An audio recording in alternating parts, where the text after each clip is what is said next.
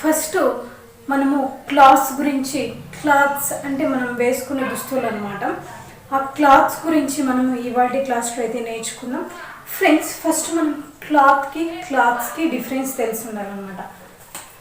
ఇక్కడ చూడండి, క్లాత్ అంటే వితౌట్ స్టిచ్ అనమాట. క్లాత్స్ అంటే విత్ స్టిచ్ అనమాట. క్లాత్ అంటే ఏదైనా కానివ్వచ్చు అనమాట, అన్స్టిచ్ అనమాట. అంటే స్టిచ్ చేయించుకుని వాటిని మనము క్లాత్ అంటాం అనమాట. ఫర్ ఎగ్జాంపుల్ ఏదైనా వాష్ చేసే క్లాత్ని కూడా మనము క్లాత్ అని అంటాం అనమాట. అలాంటి వాటిని మనము క్లాత్ అంటాం అన్నమాట. క్లాత్స్ అంటే ఏంటి అంటే, ఈ రెండు డిఫరెన్స్ ఏంటి అంటే, క్లాత్స్ అంటే స్టిచబుల్ క్లాత్స్ అనమాట. అంటే మనం ధరించే బట్టలు అనమాట. మనం ధరించేవన్నీ కూడా స్టిచబుల్స్ క్లాతే కాబట్టి మనం వీటిని క్లాత్స్ అంటాము. వీటిని అన్క్లాత్స్ అనమాట. అంటే నాన్ స్టిచబుల్, స్టిచ్ చేయించిన వాటిని కూడా మనము క్లాత్ అని అంటాం అనమాట. ఫ్రెండ్స్, ఇక్కడ చూడండి, మనం ఇవాళ క్లాస్లో అంటే బట్టల గురించి మాట్లాడుకుందాం. ఫర్ ఎగ్జాంపుల్, ఉదాహరణకు చూడండి, బట్టలు ఉతికే సోప్స్ని ఇంగ్లీష్లో ఏమంటాము? బట్టలు మురికిగా ఉంటాయి కదా, మురికిగా ఉన్నప్పుడు వాటిని ఇంగ్లీష్లో ఏమంటాము? బట్టలు చినిగిపోయినప్పుడు వాటిని ఇంగ్లీష్లో ఎలా అంటాము? దాన్ని సెంటెన్స్ని ఎలా ఫామ్ చేయాలో మనం ఇవాళ క్లాస్లో అయితే తెలుసుకుందాం. ఫ్రెండ్స్, చాలా సింపుల్ అండ్ ఈజీ. కొంచెం పదాలు కొంచెం కొత్తగా ఉంటాయి. ప్రాక్టీస్ చేసామనుకో ఈజీగా వచ్చేస్తాయి అన్నమాట నోటికి పలకడానికి. ఓకే, కొద్దిగా ఈ వర్డ్స్ని మనము పెద్దగా చూసిండాం అనమాట. అంటే మనకు తెలుగులో అయితే గబగబా మాట్లాడేస్తాము, ఇంగ్లీష్కి వచ్చేటప్పటికి దాన్ని ఇంగ్లీష్లో ఎలా చెప్పాలో తెలియకపోవడం వల్ల మనము తడబడుతూ ఉంటాం అనమాట. నెక్స్ట్ చూద్దాము. కొన్ని సెంటెన్సెస్ మాత్రమే రాసాను ఇక్కడ.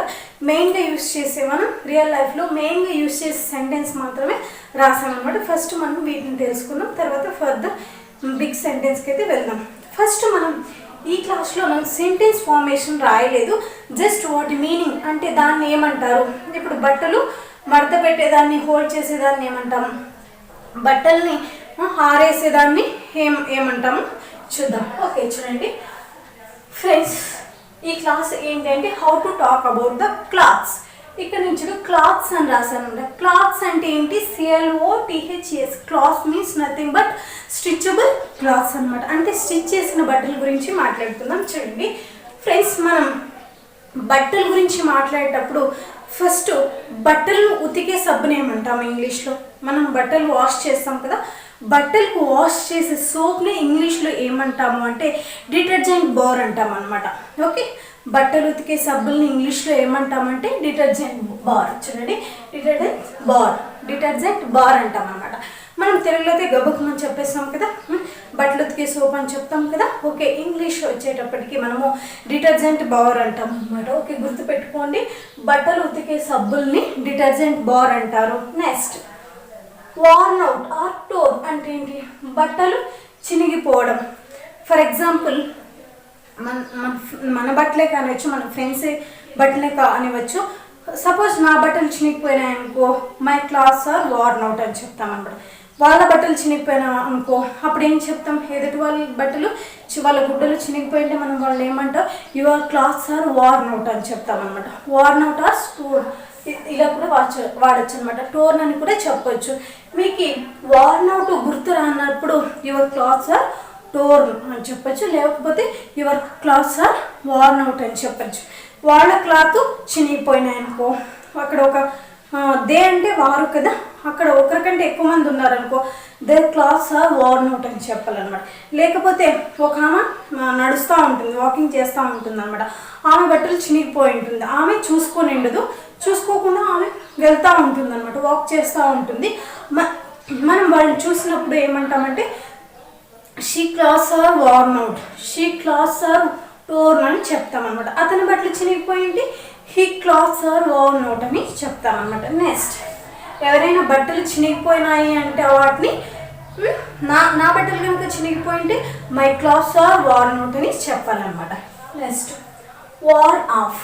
ఇక్కడ చూడండి, అవుట్ అంటే చినిగిపోవడం. అవుట్ మీన్స్ నథింగ్ బట్ చినిగిపోవడం. ఇక్కడ వార్న్ ఆఫ్కి స్మాల్ డిఫరెన్స్ చూడండి, కన్ఫ్యూజ్ అవ్వద్దు. అవుట్ ఈజ్ నథింగ్ బట్ చినిగిపోవడం. ఓకే, అవుట్ అంటే వార్న్ అవుట్ అంటే చినిగిపోవడం. వార్న్ ఆఫ్ అంటే ఏంటి అంటే వార్న్ ఆఫ్ అంటే బట్టలు మాసిపోవడం అనమాట.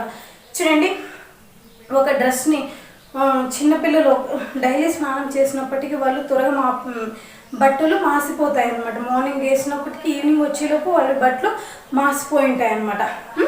My daughter clothes are worn off అని చెప్పచ్చు కదా.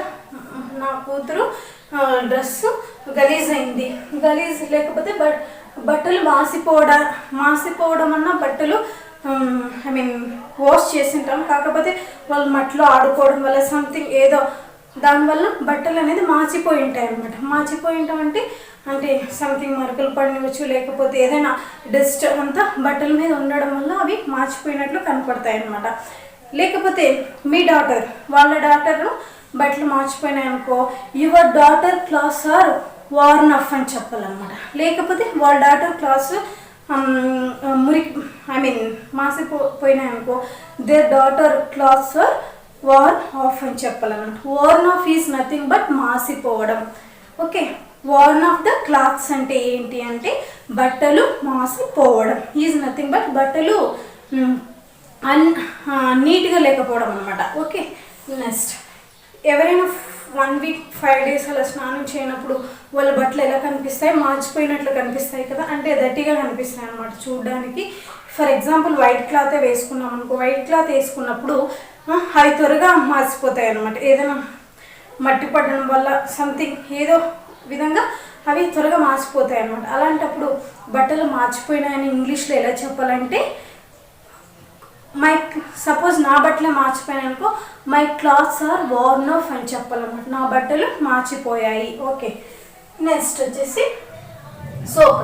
ఫ్రెండ్స్, మనం బట్టలు వాష్ చేసే ముందు మనం ఒక 1/2 అవర్ కానీ 15 మినిట్స్ కానీ ముందు నానబెడతాం అనమాట. ఒక బకెట్ తీసుకుని ఆ బకెట్లోకి సోఫో లేకపోతే సర్ఫో లేకపోతే షాంపూ ఏదో ఒకటి వేసి దాన్ని ఒక 15 మినిట్స్ ఒక ½ అవర్ అలా నానబెడతాం అనమాట. లేకపోతే సెమీ ఆటోమేటిక్ వాషింగ్ మిషన్స్ ఉన్నా కూడా అందులో మురికి త్వరగా పోవడానికి, అంటే బట్టలు క్లీన్ అవ్వడానికి మనం ఒక 15 మినిట్స్ ½ అవర్ ముందు గుడ్డల్ని నానబెడతాం అనమాట.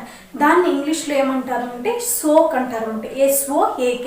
సోక్ అంటే బట్టలను నానబెట్టడం, అంటే బట్టలు నానబెట్టడం వలన త్వరగా క్లీన్ అవుతాయి అన్నమాట. ఓకే, వర్క్ అనేది తక్కువ అవుతుంది అనమాట. మనకి బట్టలు ముందే నానబెట్టామనుకో మనము వాష్ చేసేటప్పుడు మనకి టైం అనేది రెడ్యూస్ అవుతుంది, రిస్క్ కూడా ఉండదు అనమాట. నెక్స్ట్ క్వశ్చన్ చూడండి, వ్రింగ్ అంటే ఏంటి? మన బట్టలు వాష్ చేసిన తర్వాత దాన్ని మనం ఇలా పిండుతాం కదా, బట్టల్ని వాష్ చేసిన తర్వాత డ్రై చేస్తాం కదా, దాన్ని ఇంగ్లీష్లో ఏమంటామంటే వ్రింగ్ అంటాం అనమాట. ఉతికిన తర్వాత వాటర్ అంతా కూడా బయటికి వెళ్ళాలంటే మనం వాటిని వ్రింగ్ చేయాలన్నమాట. వ్రింగ్ ఈజ్ నథింగ్ బట్ డ్రై చేయాలి. క్లాత్స్లో ఉన్న వాటర్ని డ్రై చేసేదాన్ని మనము పిండడం అంటాం అనమాట. తెలుగులో బట్టల్ని పిండడం అంటే డ్రై చేసేదాన్ని మనం ఇంగ్లీష్లో ఏమంటాము అంటే వ్రింగ్ అంటాం. వ్రింగ్, WRING. వ్రింగ్ అంటే బట్టలని ఇలా పిండడం. నెక్స్ట్ హ్యాంగ్ అంటే ఏంటి? ఇంకొకటి హ్యాంగ్ అంటే ఏమి లేదు, బట్టలను ఆరేయడం అనమాట. వాష్ చేసిన తర్వాత వ్రింగ్ చేసిన తర్వాత బట్టల్ని ఆరేస్తాం కదా, దాన్ని ఏమంటాము అంటే ఎండలో ఆరబెడతాం కదా, బట్టలు డ్రై చేసిన తర్వాత బట్టలు ఆరేయడాన్ని మనము ఏమంటామంటే హ్యాంగ్ అంటాం అనమాట. హ్యాంగ్ ద క్లాస్ అంటే బట్టలను ఆరివేయడం. ఓకే, దుస్తులను ఆరివేయడం. హ్యాంగ్ ఈజ్ నథింగ్ బట్ బట్టలు ఆరేయడం. Hang the clothes, hang your clothes, మీ బట్టలను ఆరివేయండి. నెక్స్ట్ క్వశ్చన్, ఫ్రింక్లిడ్, బట్టలు మడత పెట్టడం.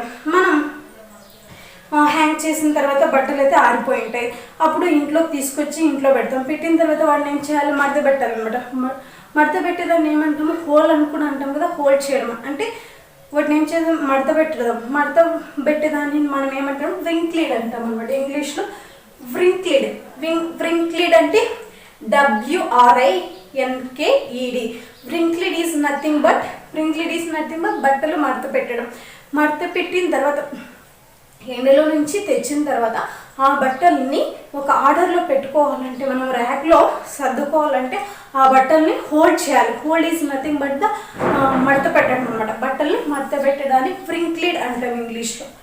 నెక్స్ట్ వచ్చేసి స్ట్రెయిన్స్. స్ట్రెయిన్స్ అంటే ఏమంటే మరకలు అనమాట.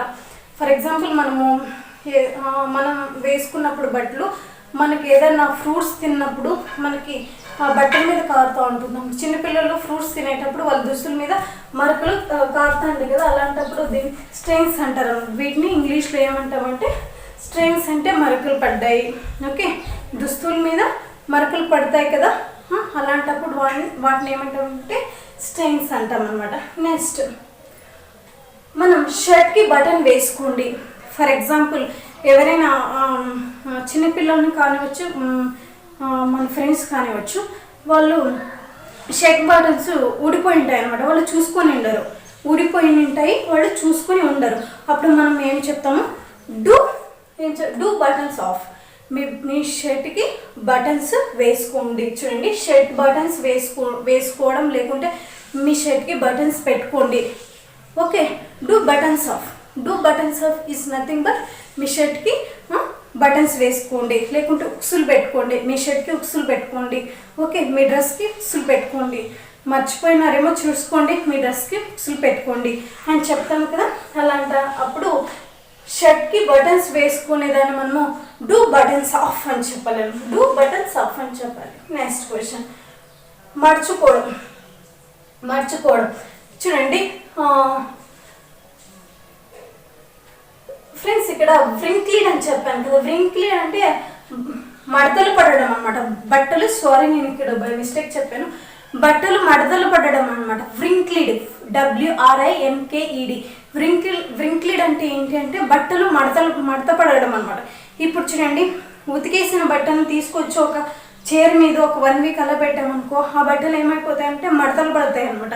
అంటే ఆ విస్త్రీ ఐరన్ చేస్తే కానీ మనము వేసుకోలేము, అంత గలీజ్గా మడతలు పడి ఉంటాయి అనమాట. అలాంటి వాటిని వ్రింక్లీడ్ అంటారు. నేను సారీ బై మిస్టేక్ రాంగ్ చెప్పాను అక్కడ. నెక్స్ట్ వచ్చేసి రోలప్. రోలప్ అంటే మర్చుకోవడం. సో అక్కడ రోలప్ని తెలుగులో రాంగ్ చెప్పాను, sorry by mistake. Roll up is nothing but మర్చడం, హోల్డ్ చేయడం అనమాట. బెడ్. ఓకే, ఆరేసిన బట్టల్ని, ఎండ్లో ఆరేసి తీసుకొచ్చిన బట్టలను ఒక ఆర్డర్లో రోల్ చేయడం అంటే హోల్డ్ చేయడం అనమాట. బట్టను హోల్డ్ చేసి ర్యాక్లో సర్దుకోలేదని మనం ఏమంటామంటే రోల్ అప్ అని చెప్తామంటే. Next do zip up. ఇక్కడ చూడండి, డూ బటన్స్ అప్ అని చెప్పాను కదా. ఇక్కడ డూ జిప్ అప్ అనుకో, జిప్ వేసుకోవడం. ఇక్కడ షర్ట్ బటన్స్ వేసుకోవడం. డూ బటన్స్ అప్ అంటే షర్ట్ యొక్క బటన్స్ వేసుకోవడం అనమాట. ఇక్కడ చూడండి, డూ జిప్ అప్ అంటే జిప్ వేసుకోవడం అనమాట. షర్ట్కి జిప్ పెట్టుకోండి అని చెప్తాం కదా, ఎవరైనా చిన్నపిల్లలు మర్చిపోతేప్పుడు డూ జిప్ అప్ అని చెప్పాలన్నమాట. ఫ్రెండ్స్, ఇది మనం క్లాత్స్ గురించి అయితే ఇవాళ క్లాస్లో నేర్చుకున్నాం. ఇది మీకు ప్రతి ఒక్కరికి యూజ్ అవుతుందని అనుకుంటున్నాను. ఫ్రెండ్స్, ఇంతవరకు మన ఛానల్ని ఎవరైనా సబ్స్క్రైబ్ చేసుకోకపోతే దయచేసి సబ్స్క్రైబ్ అయితే చేసుకోండి. Okay, don't forget to subscribe our channel. Okay, thank you for watching.